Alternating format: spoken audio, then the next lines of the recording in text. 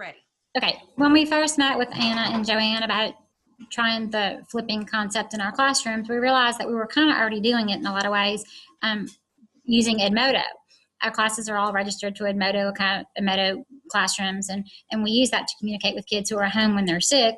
When they miss school, we post their assignments on Edmodo and post even sometimes videos of lessons that we teach that they miss so that they can view those at home and be caught up when they return to school. Then we decided to start doing it kind of on a bigger scale where we'd video an entire lesson for the whole class, and they would view those on their own. And when they came to class with us, they had already viewed the lesson, and we could do the practice together as a class. And we were here to help them when they needed us to do the work instead of sending them home with no assistance to try to practice a new skill. Do you feel like it saved you time as a teacher, or is that something that's been difficult, adjusting the time and preparing for your lessons? I think that the lessons we've flipped, we have saved some time. I found it especially helpful when I worked with the GT students a couple weeks ago in preparation for Quiz Bowl, and our time with them is limited. So I didn't have time to teach a lot of little lessons and then review the skills with them in practice. So it was really helpful for that group to be able to post the lessons online. They would log into their GT class on Edmodo, and from there we would come, when we meet together as a class the next week, they had already viewed the lessons.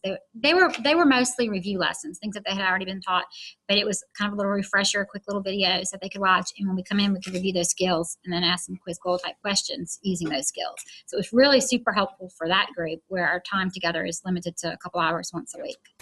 I find it most useful when reviewing skills, when it's something that I know I've taught them or something that they've learned about in previous years. Instead of spending an entire class period reteaching something or reviewing something, I can let them watch the video at home on their own time, and then in class I can kind of just touch base and do some practice with them. I think that that's where it's the most helpful. To teach something new in front of a camera and not in front of kids is still kind of difficult for me. Okay. I think I'll continue to use this in some ways. I don't imagine I'll let it take over. I don't think it'll become my new style, but I think it will be something that I do more often. I have found with flu season this year, we have kids absent.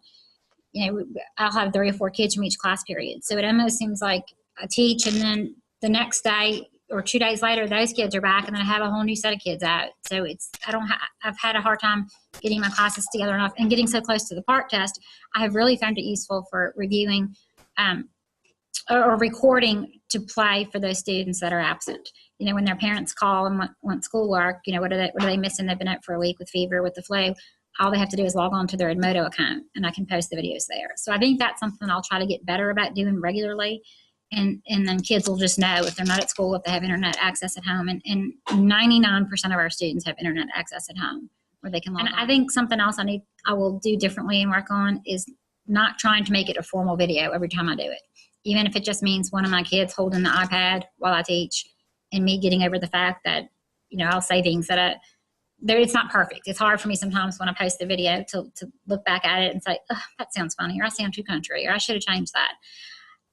That's hard for me to watch and then post. So sometimes I'll spend hours recording little, 2-minute videos just to try to make it perfect and try to make sure. I think I need to get over the fact that it's okay for the kids to see me being me and teaching them. And it's not in place of me, but it'll kind of keep them from getting so far behind when they're absent.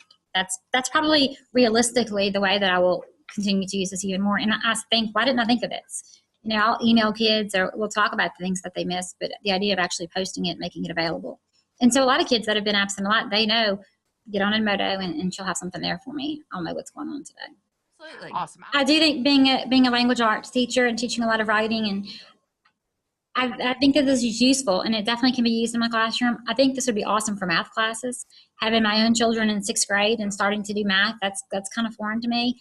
I have to read some textbooks and I have to teach myself. And if I could actually watch the teachers teach, or if they could go home in the evenings and watch the teach online, and just for some reinforcement. Because, you hear it, you get a new concept, and then when you try to practice it, you think, okay, wait, we talked about this. What did they say?